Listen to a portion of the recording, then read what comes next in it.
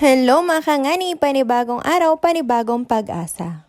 At dahil nga ni wala na tayong trabaho ay di kailangan ng kumayod para sa pang-extra income. Kaya naman magluluto ako for today's video ng pansit. At yan na ititinda ko naman do sa mga naglalato. Tara at simulan na natin ang pagluluto.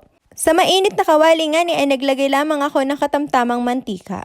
Pagkatapos ay magigisa ako ng bawang at ng sibuyas. Pagkatapos ko nga magisa ang bawang at ng sibuyas ay di sinunod ko na aring karning kaunti na pangsahog. At syempre, uunahin ko na ang toyong ilagay bago ang tubig.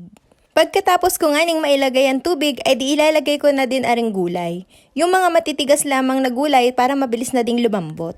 Ay di pag na rin ang aning nakulo na ay di pwede nang ilagay aring pansit.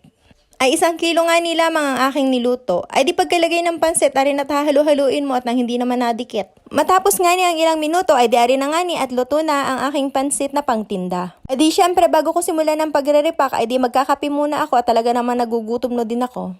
At pagkatapos ko naman mag-repack, ay di ari na nga ni ang aking atinda. Tara at kita'y mag-atinda na at baka nagugutom na ang mga kakain na rin. O hay hala, sana ay maubos are. At kung napanood nyo ang video ay paki-like na lamang. Maraming salamat. Follow for more video. Bye!